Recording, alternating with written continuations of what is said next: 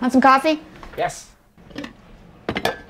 After 34 years working in Toledo, Ohio's automotive industry, John Morris was laid off and left to fend for himself in a bleak job market. Being that I was in automotive, there just was nothing out there.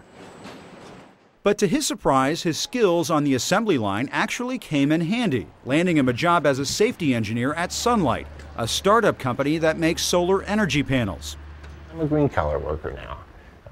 It was very exciting for me to be able to start on the ground floor of a new type development. Our modules are lightweight and flexible. The company's president and CEO, Shuming Dang, believes Toledo is a good place to grow his company, in part because of the availability of skilled factory workers like John Morris. There are some venture capitalists that say that we gotta move to California to grow a successful startup. But there are other venture capitalists, they come over and say, Sherman, this is such a wonderful place because you have all these highly trained workers available to help out. They are just right there.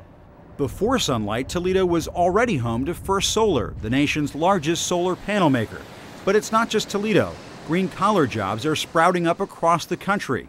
And with the proper incentives, analysts say the industry could generate 3 million new jobs over the next 2 decades.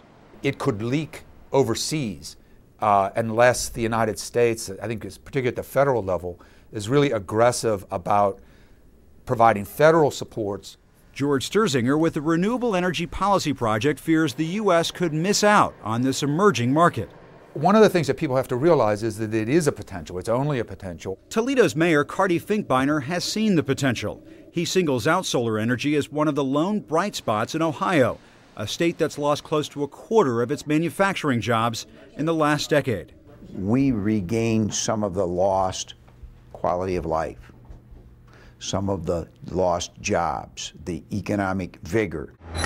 For John Morris, the future is going green. It's a business that I hope I don't have to worry about tomorrow will I be out of a job, and there's a good future for us. But advocates for green-collar jobs say Congress is the key. Despite the success stories, tax credits for alternative energies were not renewed in 2007. And analysts say those tax credits are facing an uphill battle this year. Jim Acosta, CNN, New York.